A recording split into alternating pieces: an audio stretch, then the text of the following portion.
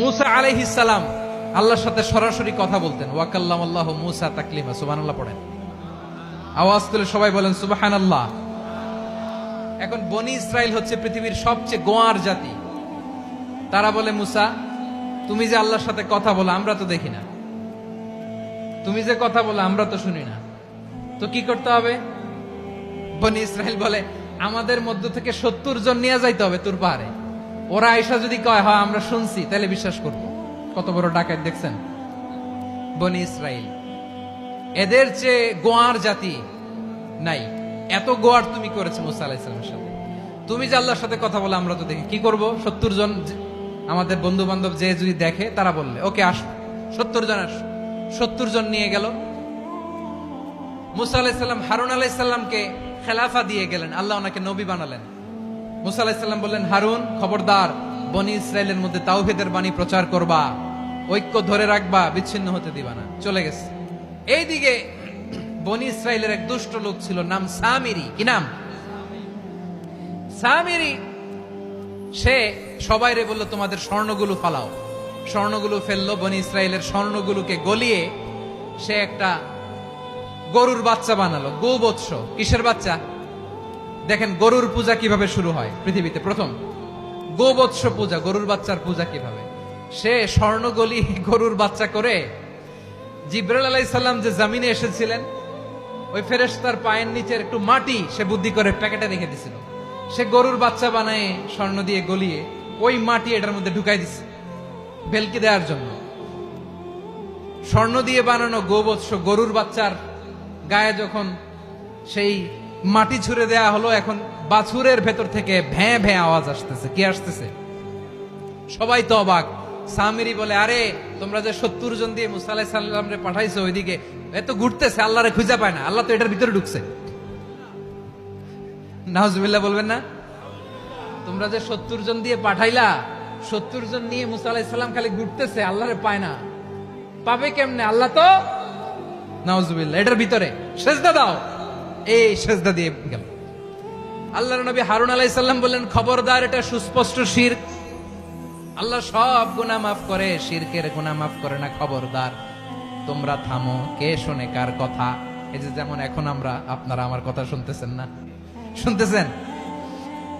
হারুন আলাইহিস সালাম বললেন, খবরদার, এই শিরকি কাজে তোমরা সংযুক্ত হয়ো না। তোমাদেরকে কি মনে নাই আমার ভাই মুসা আলাইহিস সালাম কি বলছে? আল্লাহ শিরক মাফ করে না। খবরদার, শিরক করো না, আল্লাহরে ভয় করো। হারুন আলাইহিস সালাম তাদেরকে বুঝালেন, শিরক করো না, আল্লাহরে ভয় করো। শুধু এতটুকুই তিনি বুঝালেন, দাওয়াতি কাজ পালন করলেন, কিন্তু প্রতিরোধ করেন নাই, সশস্ত্র সংগ্রামে লিপ্ত হন নাই, বাধা দেন নাই। কারণ গৃহযুদ্ধ বেঁধে যেতে পারে। উনি ভাবলেন, আমি যদি আমার বাহিনী নিয়ে দাওয়াত দেওয়ার সাথে সাথে প্রতিরোধ করি, আক্রমণ করি, ওরাও আমারে আক্রমণ করবে, ব্লাডশিড হবে, রক্তপাত। এমন অবস্থা হবে বনি ইসরাইলের মধ্যে, যেটা হয়তো আমার ভাই মুসাও কন্ট্রোল করতে পারবে না। সুবহানাল্লাহ কইবেন না? এক একজন নবীকে আল্লাহ তাআলা কি ইন্টেলেক্ট দিয়ে পাঠিয়েছেন। তিনি ভাবলেন, আমি দাওয়াতি কাজটাই করি, এটা যে হারাম এটা থেকে শুধু বারণ করি, কিন্তু প্রতিরোধ না করি। আমি যদি ঐক্য ধরে রাখতে পারি, বাকিটা আমার ভাই সামলে নেবে।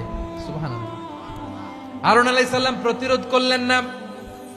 বনি ইসরাইলের মধ্যে গৃহযুদ্ধ বেঁধে যাওয়ার আশঙ্কায় প্রতিরোধ করলেন না, আক্রমণ করলেন না, শুধু দাওয়াত দিলেন। ইন দা মিন টাইম মুসা আলাইহিস সালাম আল্লাহর সাথে কথা বলে যখন ফিরে আসলেন, দেখলেন বনি ইসরাইলের অধিকাংশ লোক মুশরিক হয়ে গেছে। মুশরিক হয়ে গেছে। মুসা আলাইহিস সালাম রেগে গেলেন। রেগে প্রথমে বনি ইসরাইলদেরকে অ্যাটাক না করে ভাইয়ের দাড়ি ধরলেন। হারুন আলাইহিস সালামের দাড়ি আর চুল। মেজাজি নবী ছিলেন। হারুন, তুমি কি করলা? তোমার কি দায়িত্ব দিয়ে গেলাম, তুমি কি করলা?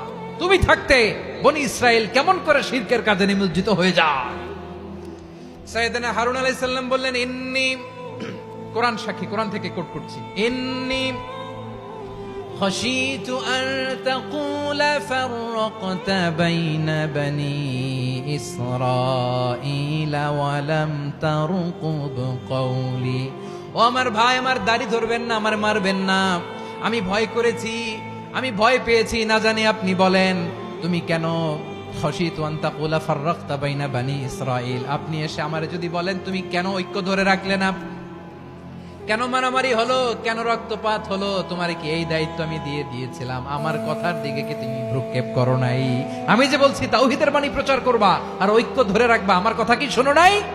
আপনি আমারে ধমকাবেন, এই জন্য আমি প্রতিরোধ করি নাই, আক্রমণ করি নাই, গৃহযুদ্ধ আটকানোর জন্য, কিন্তু আমি দাওয়াত দিয়েছি। সুবহানাল্লাহ পড়েন। ঐক্য ধরে রেখেছেন।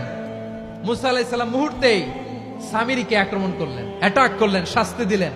মুহূর্তেই ওই গোবৎস গরুর বাছুরকে ভেঙে চুড়ে মেসাকার করে সাগরের মধ্যে ভাসিয়ে দিলেন। পুরো বনি ইসরায়েলকে আবার তাওহীদের উপর প্রতিষ্ঠিত করলেন। পড়েন সুবহানাল্লাহ। এই ঘটনা থেকে শিক্ষা কি? শিক্ষা হচ্ছে আপনি শিরকের আড্ডাখানা দেখলেও বৃহৎ স্বার্থে তাওহীদের দাওয়াত দিবেন, প্রয়োজনে আপনি ঐক্য নষ্ট করবেন না। সুবহানাল্লাহ পড়বেন না?